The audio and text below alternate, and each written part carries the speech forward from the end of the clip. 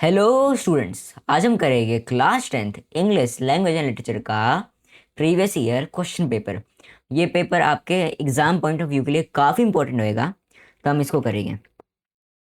सो हम फर्स्टली करेंगे section B and section C, लेकिन फिर बाद में हम करेंगे सेक्शन ए। तो फर्स्टली हम सेक्शन बी ग्रामर में जाते हैं। ये सारे के सारे पैसेजेस हैं। ओके, अभी हम इनको थोड़ी देर में सॉल्व करेंगे। पहले हम सॉल्व करते हैं सेक्शन बी ग्रामर। तो ये रहा section B, grammar and creative writing. Firstly हम इसका ग्रामर पोर्शन करते हैं। तो question 3, complete any 10 of the 12 following task as directed. ना हमें एनी 10 करने हैं, लेकिन हम 12 के 12 करेंगे। So first, fill in the blanks by using the correct form of the word in the brackets for the given portion of a letter. Please do not hesitate to contact me if there are any further questions or if I can be of dash in any way. हमें यहाँ पे assist की correct form use करनी है। तो assist की correct form क्या होगी? असिस्टेंस। ठीक है, if I can be of any assistance to you, ये करेक्ट फॉर्म होगी असिस्ट की। ओके, तो पूरा सेंटेंस होएगा, please do not hesitate to contact me if there are any further questions or if I can be of assistance in any way. बाद में question 2, इसका part 2, read the given sentence from a travel blog, identify the error and supply the correction in the sentence. Spend a night under the stars in a traditional camp where you can experience the warmth of a hospitable and savor the delicious local cuisine. तो इसमें error क्या होएगा? इसमें error और correction को separate करना है। पहले एरर फिर बाद में जो उसकी करेक्शन है। तो इसमें एरर क्या चीज़ होएगी? वो होएगी हॉस्पिटेबल। जो हॉस्पिटेबल है, ये वाला वर्ड जो हॉस्पिटेबल है, वो इस केस में होएगा हमारा एरर। और करेक्शन क्या आएगी? हॉस्पिटैलिटी। ठीक है, तो एरर होएगा हॉस्पिटेबल और करेक्शन होएगा हॉस्पिटैलिटी। बाद में next question, third part, Kriva and Manish had a conversation about the engagement of Kriva's brother. Report Manish question. हमें इस वाले जो क्वेश्चन है, जो मैसेज है, उसको रिपोर्टेड स्पीच में बदलना है। तो report Manish question, how far is the engagement venue from your house. तो अगर हम इसको रिपोर्टेड स्पीच में बदलेंगे तो हमारा आंसर क्या होएगा? हमारा आंसर होएगा, Manish asked Kriva how far the engagement venue was from her house. ठीक है, ये होएगा correct answer. Manish asked Kriva how far the engagement venue was from her house. बाद में fourth part, read the dialogue between Ankita and her mentor Sharvari about the cultural exchange programme. Ankita, are we going to get some time off for sight seeing?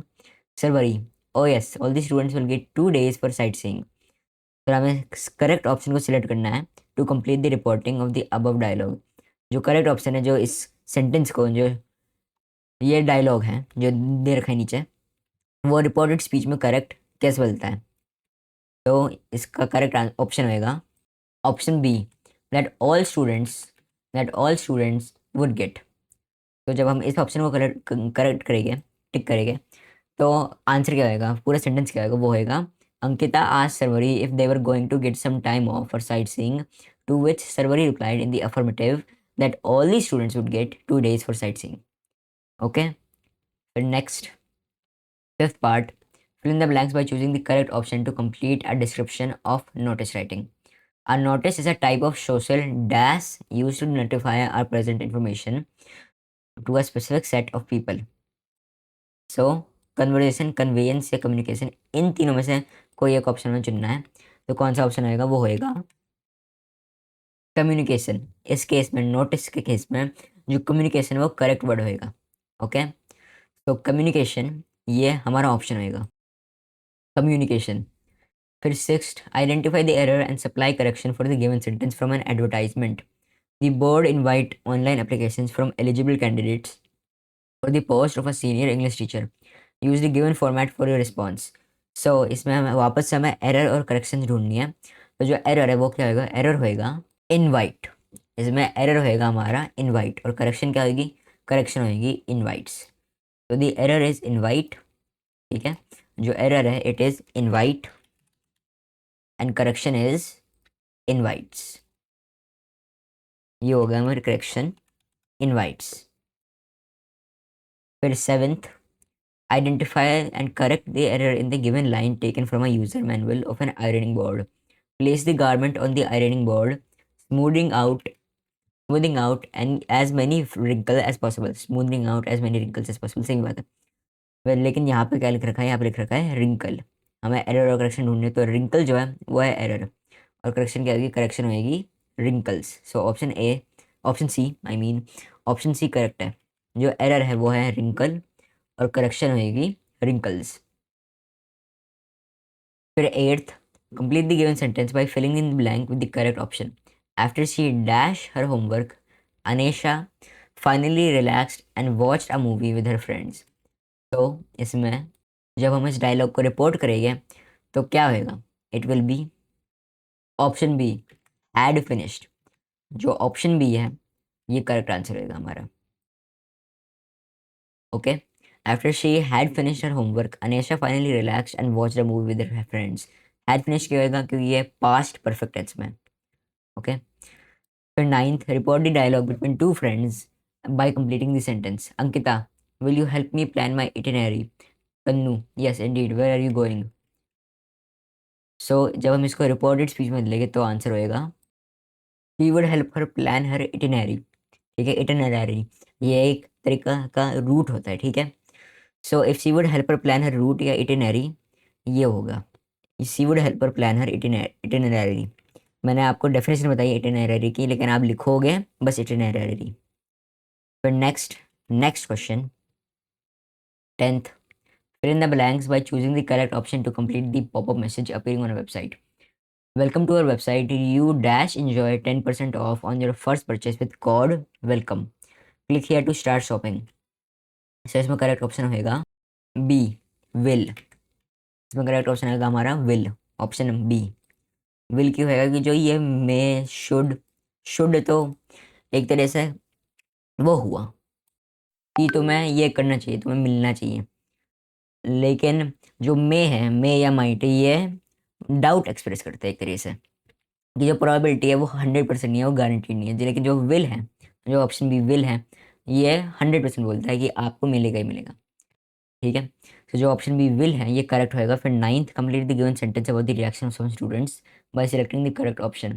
Since morning the group of students excited dash excited about the forthcoming cultural fest. तो इसमें correct answer होएगा वापस से option B, was. The group of students was excited about the cultural fest. ना आप सोच रहे होंगे कि यहाँ पे वर्स क्यों आएगा, वर क्यों नहीं आएगा। वेल इसलिए क्योंकि यहाँ पे ग्रुप लिख रखा है, हम ग्रुप के बेसिस में करेंगे।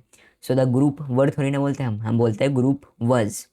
इसलिए जो ये स्टूडेंट्स हैं, हालांकि यहाँ पे एस डाला होगा स्टूडेंट के साथ, वो मैटर नहीं करता, बस जो इससे पहला वाला वर्ड है ग्रुप, ग्रुप ऑफ स्टूडेंट्स, वो मैटर करता है। इसलिए यहाँ पे ऑप्शन बी वर्स करेक्ट होएगा। फिर question 12, identify the error and supply the correction for the following note on a food packet. This product is manufacturing for infants and contains no additives. So इसमें error और correction क्या होएगा, वो होएगा error. Error होएगा हमारा manufacturing, जो manufacturing है वो हमारे यहाँ पे एरर होएगा, और करेक्शन होएगा मैन्युफैक्चर्ड। मैन्युफैक्चरिंग एरर इसलिए होएगा कि ये सेंटेंस पास्ट टेंस में होना चाहिए। जो मैन्युफैक्चरिंग है वो आ रहा है कि ये चीज़, ये प्रोडक्ट मैन्युफैक्चर हो रहा है, और ये तो सेंस नहीं बनाता, ये प्रोडक्ट पहले से ही मैन्युफैक्चर हो गया था, तभी तो आपको बेच रहे हैं। इसलिए मैन्युफैक्चर्ड करेक्ट ऑप्शन आएगा। फिर में नेक्स्ट हम जाते हैं, जैसे चले ये राइटिंग पोर्शन है इस सेक्शन बी का। ओके, ये राइटिंग पोर्शन है, आप देख सकते हैं इनको। हम इनको सॉल्व करेंगे, लेकिन अभी हम सॉल्व करेंगे, अभी हम करेंगे लिटरेचर सेक्शन को, सेक्शन सी। फर्स्ट टाइम इसके करेंगे पैसेजेस। सिक्स पैसेज का ए पार्ट, ये टू पार्ट्स में डिवाइडेड है, हम ये दोनों पार्ट्स करेंगे। सबसे पहले सिक्स पैसेज करते हैं। Read the following extract and answer the questions for one of the given two, or any one of the given two. तो ए, आप इस पूरे पैसेज को पढ़ सकते हो, लेकिन हम डायरेक्टली आंसर करेंगे। और ये कौन सा चैप्टर का पैसेज है, ये है टू स्टोरीज अबाउट फ्लाइंग से। जो ये वाला चैप्टर था, इसमें आप जानते हो कि दो सब पार्ट्स थे, एक तो हिज फर्स्ट फ्लाइट, एक सीगल के बारे में, और द ब्लैक एरोप्लेन। ठीक है, तो फर्स्ट है ये वाला जो पैसेंजर, ये वाला पार्ट, ये किसका है, ये है ब्लैक एरोप्लेन से। हमको कैसे पता चला, क्योंकि यहाँ पे डकोटा एरोप्लेन की बात हो रखी है, इसलिए ये ब्लैक एरोप्लेन से है, वो वाले सब पार्ट्स हैं। फिर फर्स्ट है what time of the day is the above extract set in. कौन सा टाइम ऑफ द डे जो है, ये एक्सट्रैक्ट सेट कौन से टाइम ऑफ डे में हो रखा है? It is night time. रात को ये एक्सट्रैक्ट सेट हो रखा है। हमें कैसे पता चल रहा है? पहले अगर आपने स्टोरी पढ़ी होगी तो आपको पता होगा। बाकी सब जो ये पैसेज है इसमें भी बता रखा है, इसमें भी आपको हिंट्स दे रखे हैं। तो ऑप्शन सी नाइट, और इसमें हिंट्स क्या क्या दे रखे हैं? Moon, the moon was coming up in the east. जब मून आ रहा होता है तो क्या होता है? तब होता है नाइट। और साथ में स्टार्स की भी बात हो रखी है। और फिर बाद में आफ्टरनून को आएगा 1:30 इन द मॉर्निंग। 1:30 का मतलब क्या होता है? रात। ओके, सो इन चीज़ों से हम जान सकते हैं, ये क्लूज है सारे के सारे, जिससे हम जान सकते हैं कि ये जो पैसेज है ये कब सेट हो रखा था, ये नाइट टाइम में सेट हो रखा था। ये सारे क्लूज से हमें पता चलता है। फिर second, state any one inference about the writer from the given context. I was looking forward to being with my family. Inference का मतलब क्वालिटी। आपको इस वाली लाइन से, जो ये वाली लाइन दे रखी है, I was looking forward to being with my family, इस वाली लाइन से आपको क्या पता चल रहा है? राइटर के बारे में क्या क्वालिटी पता चल रही है? इट इज़ कि जो राइटर है he is a family man और is longing to meet with his family. आपको इससे ये क्वालिटीज़ पता चलती है, कोई एक क्वालिटी बतानी है आपको। तो आप लिखोगे that the writer is a family man and longs to meet and is longing to meet his family. The writer is a family man and is longing to meet his family. Okay, आपको इससे ये बदलता है। फिर third, fill in the blank with the correct word from the brackets. The use of the phrase clear sky adds to a sense of। फिर बाद में आपको इन दो ऑप्शन से फेवरेबल या फ्लेवरफुल वेदर कंडीशंस। तो इससे हमें क्या बदल रहा है? क्लियर स्काई, ये जो वेदर कंडीशन है वो क्या है? वो है फेवरेबल। अगर जो स्काई है अगर वो क्लियर होएगा, उसमें क्लाउड्स नहीं होएगा, सेंस जो ऑथर है, राइटर है, वो एक एरोप्लेन चला रहा है, तो क्लियर स्काई एक डिज़ायरेबल चीज़ होगी। अगर स्काई में क्लाउड्स नहीं होंगे तो उसका मतलब स्काई में कोई ऑब्स्ट्रक्शंस नहीं है जिससे उसको प्रॉब्लम आ सकती है अपने घर वापस आने में। इसलिए फेवरेबल करेक्ट ऑप्शन होएगा इसमें। फ्लेवरफुल तो कुछ सेंस नहीं बनाता इस कॉन्टेक्स्ट में। फ्लेवरफुल क्या फ्लेवर? स्काई में कौन सा फ्लेवर होता है? फिर fourth, how does the serene atmosphere describe by the narrator contribute to the mood and anticipation of his journey back to England? Elaborate in about 40 words with reference to the extract. Serene का मतलब क्या होता है? सबसे पहले हम ये जानते हैं ताकि हम अपने आंसर को सही तरह से बता सकें। सेरीन का मतलब होता है कॉम एंड पीसफुल। तो जो कॉम एंड पीसफुल एटमोसफियर इस नैरेटर ने डिस्क्राइब करा है, कैसा कंट्रीब्यूट करता है mood and anticipation of his journey back to England. 40 words में एलेबोरेट करना है। तो हम इसमें आंसर लिखेंगे, based of the extract we can say that the serene atmosphere contributes to peaceful mood and that the author anticipates to be united with his family। आप इसको थोड़ा और एक्सटेंड कर सकते हो, लेकिन ये जनरल है। जनरल चीज़ जो आपको लिखनी है इससे आपको मार्क्स मिलेगी ही मिलेंगे। फिर बाद में बी, ये जो दो चीज़ दो वर्ड्स है, peaceful mood and anticipates to be united with family, ये आंसर की में भी प्रोवाइडेड है। फिर B, it's not my balcony, ये और है इसका। ठीक है, जो ये क्वेश्चन 6 है इसका और पार्ट है, और passage. It's not my balcony Ausable said with extreme irritation. आप ये पूरा पैसेज पढ़ सकते हो, हमको पता है यहाँ पे दे भी रखा है कि कौन से चैप्टर से है। ये है मिडनाइट विजिटर। फिर फर्स्ट है इसका first question, first part, what was the management suppose to do regarding the balcony. हमें इसका आंसर इस पैसेज से ही मिल जाता है। The management was suppose to block off the balcony to prevent unauthorised access. Unauthorised का मतलब विदाउट परमिशन, बिना परमिशन के एक्सेस अलाउ नहीं करना चाहिए था, उसके लिए मैनेजमेंट को ब्लॉक करनी चाहिए थी बालकनी। और हमें यह पैसेज में कैसे बदल रहा है यहाँ पे लिख रखा है, ये वाला sentence, the management promised to block it off. इस समय पे चल रहा है कि जो मैनेजमेंट था ये उनको करना चाहिए था, they were suppose to block off the balcony to prevent unauthorised access, बिना परमिशन के एक्सेस, लेकिन वो इन्होंने नहीं करा। फिर second, which of the following was the reason that irritated Ausable about the balcony. ऐसा कौन सा रीजन था जिसकी वजह से जो ऑजबल था ही वाज इरिटेटेड?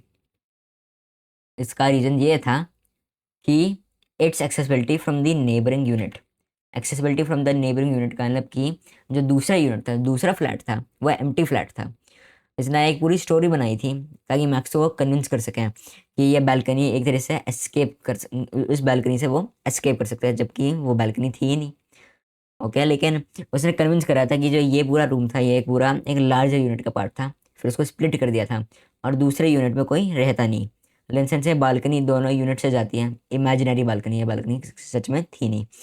सो जो ये इमेजिनरी बालकनी थी उससे वो एक्सेस कर सकता था ओजेबल के रूम को, और ये उसको काफ़ी अनोइंग या इरिटेटिंग लगा।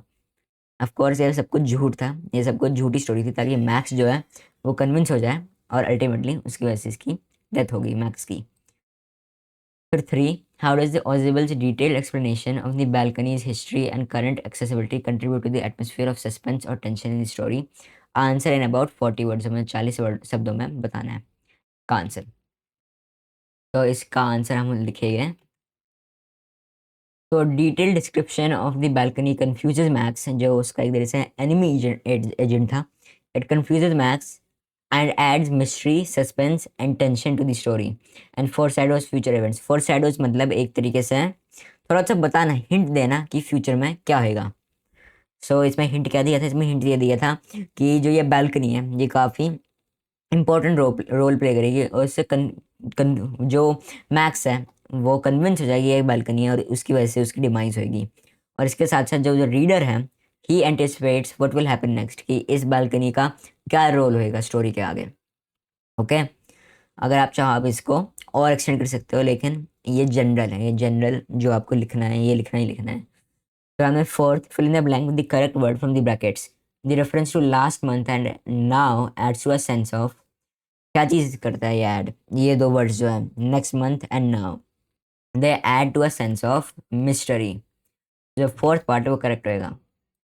रिकॉन्सिलेशन का मतलब क्या होता है, रिकॉन्सिलेशन का मतलब होता है रीअश्योरेंस, कि किसी को रीअश्योर कर देना, और ये तो सेंस नहीं बना रहा इस वाले केस में, लास्ट मंथ नाउ वो किसी को रीअश्योर कैसे करेगा, इसलिए मिस्ट्री जो है ये करेक्ट होएगा, करेक्ट ऑप्शन होएगा। फिर क्वेश्चन 7, इसका हम बस ए ही पार्ट करेंगे अभी के लिए, क्योंकि जो नेक्स्ट पार्ट था थोड़ा कट गया था। तो read the following extracts and answer the question for any one of the given two, A or B. Now ये काफ़ी छोटा एक्सट्रैक्ट है इसलिए मैं खुद ही पढ़ लेता हूँ। तो ये डस्ट ऑफ स्नो से है ये वाला एक्सट्रैक्ट, रॉबर्ट फ्रॉस्ट ने बनाई थी ये poem. So the way a crow shook down on me, the dust of snow from a hemlock tree has given my heart a change of mood।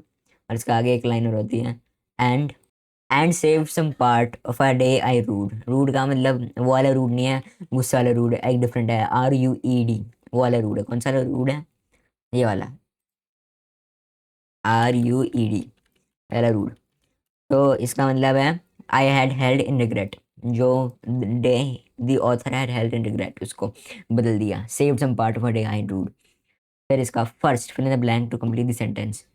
Taking down of dust of snow gave the speaker a change of heart by, कैसे change करा उसका heart, it change his heart by reminding him of nature's beauty, जो nature की beauty है, it reminded him of that bye reminding him of nature's beauty। इससे उसका mood जो था ऑथर का वो चेंज हुआ, ऑथर नहीं पोएट, जब पोएम्स होती है तब हम बोलते हैं पोएट, जब स्टोरीज होती है तब हम बोलते हैं ऑथर। तो it had change his heart by reminding him of nature's beauty. Nature's में यहाँ पे मैंने ऐसे लिख रखा है इन शॉर्ट, लेकिन नेचर्स में आपको लिखना है ऐसे, आपको ऐसे नहीं लिखना, आपको ये डालना है एपिस्ट्रोफ, और ये थोड़ी गलत स्पेलिंग, ब्यूटी ऐसे। फिर second part, how does the interaction between natural elements crow snow hemlock tree contribute to the speaker's emotional transformation in the poem. अब answer in about 40 words, 40 words में आंसर करना है हमें। तो 40 वर्ड्स में answer जब हम करेंगे तो क्या लिखेंगे, हम लिखेंगे आंसर होएगा the imagery of a crow shaking down, shaking down the imagery of a crow, the imagery of a crow shaking down a dust of snow from a hemlock tree serves as a catalyst which result in a change in poet's mood। ये first point था। फिर second point है, crow and hemlock tree associated with negativity unexpectedly serve as a source of positive energy। तो ये second part का answer होएगा। फिर बाद में third part, dust of snow is referred to as, dust of snow का मतलब क्या होता है, डस्ट ऑफ स्नो का मतलब होता है ऑप्शन डी स्नोफ्लेक्स। आपने स्नोफ्लेक्स देखे होंगे, उसको हम बोलते हैं डस्ट ऑफ स्नो, या इस पोएम में रेफर कर रखा है एज डस्ट ऑफ स्नो। फिर फोर्थ पार्ट का आंसर होएगा ऑप्शन ए, वन ओनली। क्या लिख रखा है? The crow and hemlock tree represent, जो क्रो एंड हेमलॉक ट्री है वो क्या चीज़ रिप्रेजेंट करते हैं? दे रिप्रेजेंट सोरो। ओके, सोरो यानी कि सैडनेस, तो रिप्रेजेंट वन ओनली। फिर बाद में ये वाला, मैं इसका आपको बताता पूरी तरह से सारे के सारे आंसर, लेकिन इसमें जो फोर्थ पार्ट है वो कटा हुआ है, लेकिन फिर भी फोर्थ पार्ट अवेलेबल नहीं है। हालांकि मैं आपको सेकंड पार्ट बता सकता हूँ, सेकंड एमसीक्यू। सेकंड एमसीक्यू का आंसर है, जो सेकंड एमसीक्यू इसका आंसर है, what tone is conveyed through the repetition of Amanda's name in the line. ये टोन है इंस्ट्रक्टिव, इंस्ट्रक्टिव टोन है, यानी कि वो एक इंस्ट्रक्शन दे रही है अमेंडा को। Okay, it is an instructive tone. फिर और ऐसे हमारा सेक्शन बी और सेक्शन सी के पैसेजेस खत्म हो जाते हैं। नेक्स्ट पार्ट में हम करेंगे सेक्शन सी के जो क्वेश्चन आंसर है और सेक्शन ए, और साथ में राइटिंग पोर्शन सेक्शन बी का। तो बाय।